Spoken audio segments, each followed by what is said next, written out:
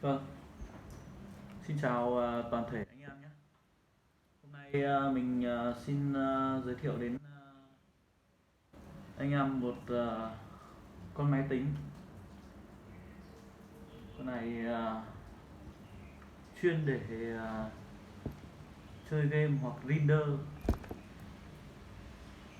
Đấy, cấu hình của con này thì mình sẽ mở sâu cho anh em cấu hình của nó.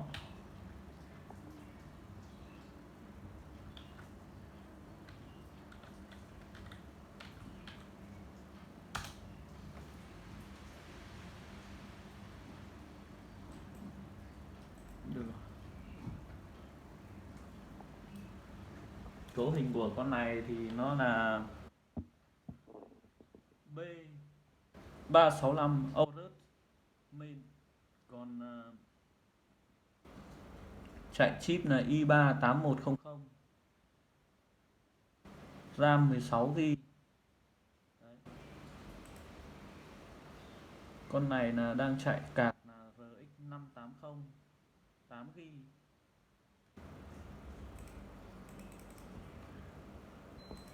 Thì con này là của khách anh em nhé. Mình dựng cho cách đây khoảng tầm hơn 1 năm rồi. Thì hôm qua khách dùng là có bị mưa và quên không đóng cửa sổ, nước vào. Đấy thì mình cầm đến mình thì mình đã bỏ ra, mình sấy và mình đã làm các cái chống nước. Thì con này của nó là mình có ráp cho khách ở đây là một card Giga 580, và dưới này thì mình có ráp cho khách một cái card audio. Thực ra thì với cái bo main 3650 này thì cái 3650 này thì cái card audio của nó sẵn theo bo nghe nó cũng hay rồi, nhưng mà khách ở đây người ta muốn chuyên nghe 5.1 với cái dàn âm thanh địch mắt thì người ta yêu cầu là có cái card riêng như vậy thì nghe nó sẽ hay và nó chất lượng hơn. Đấy thì mình cũng đã làm cho khách theo đúng yêu cầu. Thì sử dụng hơn 1 năm nay là đến hôm nay là nó do nước nó vào, nhưng mà may là mình tháo ra mình kiểm tra thì là nước nó vào nó cũng không nặng lắm, nó chỉ mới hắt vào bên trên các thứ, thì khách cũng không cắm điện cho nên là không hư hại gì đến bo mạch, với lại hư hại gì đến linh kiện bên trong. Mình chỉ sấy đi và mình làm chống nước với lại các thứ lại cho khách thôi. Thì con này là mình dựng cho khách là chuyên reader với cấu hình bo main là 365 Aorus 365. Đấy, với lại ở đây thì mình có lên cho khách là nguồn Corsair AX 850. Đấy, nguồn xịn anh em nhé. Và toàn bộ RAM mình lên là RAM KingMax, RAM net KingMax net. Đây, một thanh 16GB. Nếu như mà các bạn muốn chạy đua RAM thì sẽ là lên 2 thanh 8GB. Đấy, nhưng mà ở đây là khách có nhu cầu sau này còn lên RAM tiếp, cho nên là mình lên luôn một thanh 16GB cho khách để khách chạy. Thì tiện đây thì mình cũng hướng dẫn luôn cho các bạn thích mua main về tự ráp hay là mua linh kiện tự ráp. Thì đầu tiên các bạn muốn tự ráp một con máy thì các bạn phải cần những phụ kiện và linh kiện gì, và những cái chip với main các bạn mua nó phải hợp với nhau. Thứ hai nữa là cái nguồn là rất quan trọng. Nếu như mà các bạn cân tải nhiều rẻ tiền đây như mình lấy cho các bạn.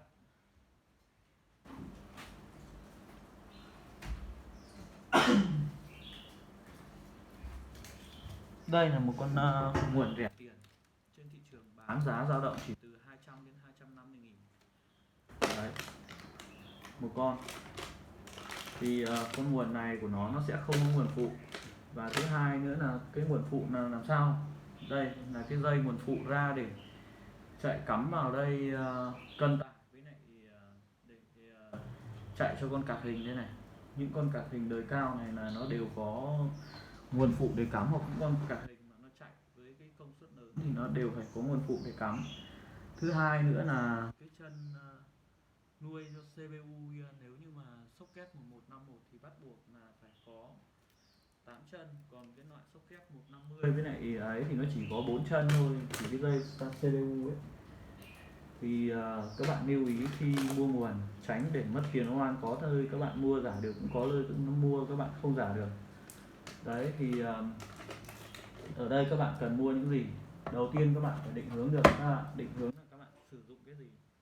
Nếu như các bạn chỉ nghe nhạc, xem phim, đọc báo chí thì các bạn chỉ cần mua con chip G, và con chip G đó các bạn phải xác định của nó là socket bao nhiêu, giả dụ 1150, 1151 hay là 1155. Thì 1155 với 1151 có lẽ là bây giờ nó bỏ mẫu clear mẫu từ 4-5 năm nay rồi, thì bây giờ nó chỉ có socket 1151. Thì các bạn khi các bạn mua, nhưng bắt buộc các bạn phải biết CPU thì rất nhiều CPU các bạn, i5, i6, i7, i8, i10, i9 đấy, rồi là i3. Thì các bạn, nhưng mà cái CPU các bạn nó là phải biết được là con này là CPU thế hệ mấy. Giả dụ thế hệ 8 thì các bạn phải mua bo main là socket 1151, hoặc là thế hệ 7, thế hệ 6, thế hệ 5, thế hệ 4.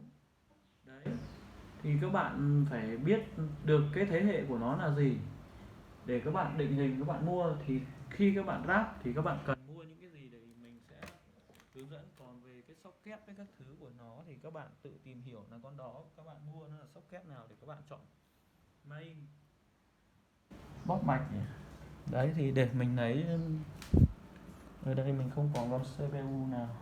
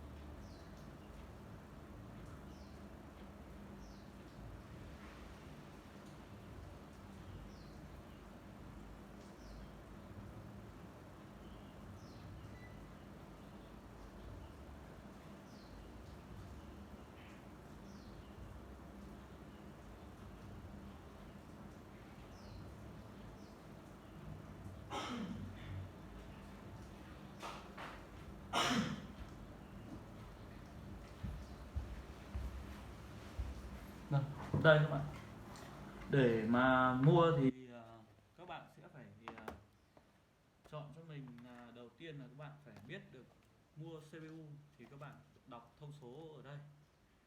Như đây là con CPU là i3 8100. Đấy, để mình quay nó lại cho nó đúng cái chiều chữ cho các bạn dễ đọc. Nó quay kiểu gì nó cũng vẫn ngược này. i3 8100. Con này nó là socket. Socket thì các bạn đọc ở đây này, NGA 1151.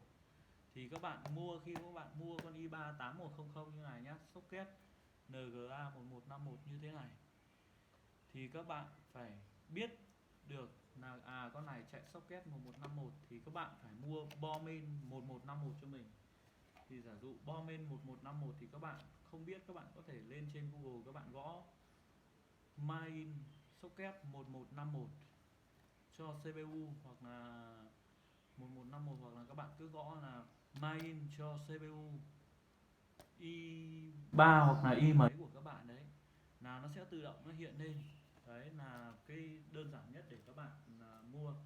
Và thứ hai nữa là các bạn mua RAM này tùy theo cái dung lượng các bạn sử dụng, các bạn có thể mua 4GB, 8GB hay 16GB, 32GB. Đấy. Thì đấy là nó tùy theo, nhưng mà để dựng một con máy thì các bạn đầu tiên phải có con CPU là một và con RAM là hai. RAM và thứ ba nữa là con main, board main. Thì board main này, RAM các bạn cũng phải chọn là RAM socket 1151 chứ các bạn không thể lấy được RAM DDR3 và DDR2. Con này socket 1151 nó là chạy RAM DDR4. Còn nếu như mà socket 1150 thì chạy DDR3, socket 1155 cũng chạy DDR3. Còn đời dưới hơn thì là nó sẽ chạy là DDR2, nhưng mà gần như những cái đấy bây giờ nó clear mẫu hết rồi, thì bây giờ các bạn nếu mua đời mới thì gần như là DDR4 chạy RAM DDR4. Và thứ hai nữa là các bạn lưu ý là chip Ryzen nó khác với lại chip Intel, và chip Ryzen thì nó phải chạy board main của Ryzen khác.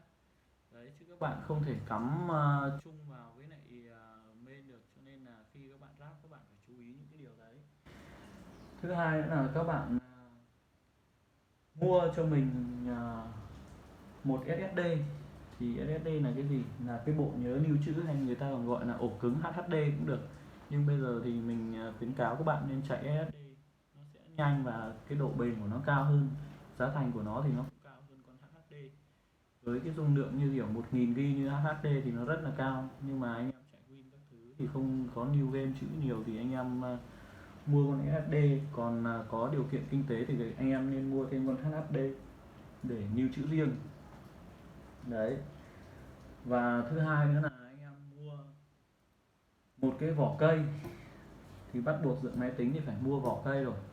Thì vỏ cây nó cũng có cái khuôn kích thước của nó. Nếu như mà anh em dùng những con bo main to như này mà anh em sử dụng những cái vỏ cây nhỏ, đấy, thì nó cũng không được. Bởi vì thứ nhất là không rét vừa được trong vỏ, thứ hai nữa là cái độ tản nhiệt làm mát của cái vỏ cây là nó sẽ không có để cho sử dụng những cái cấu hình cao. Những cái vỏ cây nếu như mà đây như mình bày cho anh em xem, nếu như là một cái vỏ cây như thế này thì anh em sẽ không sử dụng được những cái cấu hình cao, hoặc là ghép được những cái bo main to, mà anh em chỉ ghép những bo main bình thường thôi. Còn có những cái loại dòng bo main nó rất to, cho nên là khi anh em mua vỏ anh em cũng phải chú ý kích thước cái main của mình nó là bao nhiêu để anh em mua cái vỏ. Với những cái cấu hình cao thì mình khuyến cáo anh em nên mua những cái vỏ xịn, và những cái vỏ nó có đèn, có quạt tản nhiệt. Đèn thì không cần, nhưng bắt buộc phải có những quạt tản nhiệt như này, bởi vì khi nó chạy là cái hiệu suất của nó, cái cạc với lại tất cả những cái cấu hình bên trong là nó rất là nóng. Nếu như mà không có quạt tản nhiệt thì nó nói chung là máy cực kỳ nóng. Anh em mua cho mình những cái vỏ, anh em đầu tư làm những cái vỏ như thế này thì nó sẽ mát máy hơn, anh em chạy thoải mái, không việc gì phải nghĩ ngợi. Thứ hai nữa là anh em chọn nguồn. Thì chọn nguồn làm sao cho đúng cho chuẩn với lại cấu hình. Ở đây mình chạy con AX850 nó là thừa công suất, nhưng mà đổi lại là nó bền và nó khỏe máy, nhưng giá thành của nó cũng cao. Con này bây giờ giá thành của nó như hiện tại là mình bán ra nó hơn 3 triệu luôn một con nguồn này. Đấy, thì anh em không có điều kiện kinh phí thì anh em chỉ cần chọn cho mình con nguồn tầm 500 đến 700 nghìn, có nguồn phụ và ra dòng tải chuẩn là được. Giả dụ như dòng Gippo 750W, hoặc là dòng Corsair 500W. Đấy, thì nó tầm ở cái mức là 800 nghìn đến 900 nghìn một chiếc. Hoặc có rất nhiều hãng khác như kiểu là Antec nó có 850 nghìn một chiếc, nguồn 450W, hàng chuẩn luôn. Đấy, nhưng mà lưu ý là nếu anh em mà đã chạy lên những cái bo mạch xịn hay là những con CPU ngon, cấu hình khủng thì anh em không ấy, anh em không nên mua những cái đồ anh em không nên mua những cái nguồn đều. Còn thứ hai nữa là ở đây anh em.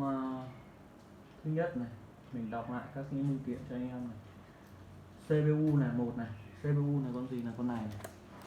Đấy, để dựng một cái máy tính anh em cần là CPU này, RAM này, và po mạch này,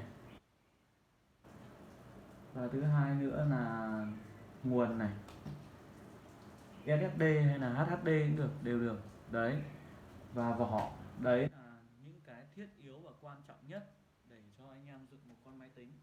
Còn cái card hình này thì mình sẽ nói tiếp là anh em chơi game hoặc là làm đồ họa hoặc là làm gì thì anh em mới cần đến cái card hình. Còn nếu như mà anh em chỉ để nghe nhạc, xem phim, học hành và làm văn phòng thì con card hình này anh em không cần đến nhé, bỏ luôn, không cần đến con card hình. Còn đã chơi game hay làm design hay làm đồ họa thì bắt buộc phải có card hình. Và card hình làm design hay đồ họa thì là ở đây nó sẽ chọn thành những con card hình. Một là nếu bạn làm design thì bạn phải card hình chuyên dòng design, nó sẽ tốt hơn. Còn các bạn làm chơi game thì các bạn chọn dòng chuyên chơi game. Trên thị trường thì nó có hai loại, nhưng mà thường thường thì các bạn cứ mua card hình chung hết, chơi game và làm đồ họa như nhau hết cũng được. Nhưng mà cái nếu như mà các bạn chia ra làm cái card để làm đồ họa design thì các bạn nó có cái card riêng của nó nhỏ gọn nhưng mà hiệu suất của nó cao, nhưng nó không chơi game được thì các bạn có thể mua những card đấy. Còn các bạn lắp ghép chung như này cũng được. Đây như khách yêu cầu này, lúc nào rảnh rỗi thì chơi game, còn không rảnh rỗi thì còn lúc nào làm design thì vẫn cứ làm. Đấy thì là mình nên cho con RX 580 8GB này. Cái này đấy thì các bạn mua nó chỉ cần những linh kiện như vậy thôi. Còn lắp ráp như nào thì là video sau mình sẽ hướng dẫn các bạn lắp ráp chi tiết từng cái một.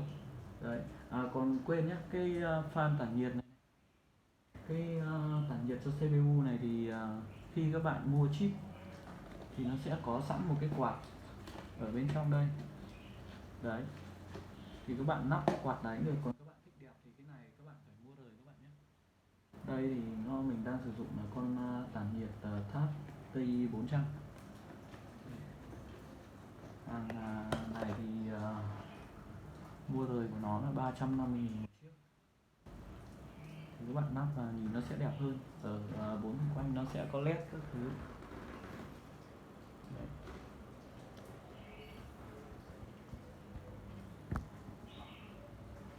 Đấy thì linh kiện nó có bằng đấy. Mình sẽ hướng dẫn anh em là mua linh kiện, và video sau mình sẽ hướng dẫn anh em là cách lắp ráp và cắm rắc linh kiện từng chiếc một cho anh em. Thì anh em cắm làm sao và lắp làm sao cho nó hợp, cho nó đúng, đạt tiêu chuẩn của cái máy, nó gọn. Thì là mình sẽ lúc đấy mình sẽ hướng dẫn. Đây anh em nhìn nhé, các cái dây mình cắm đấy, nhìn cái máy nó có khoảng trống và nó rộng rãi, nó gọn để nó thoáng gió, nó làm mát máy. Đấy. Thôi, chào anh em, hẹn gặp lại anh em.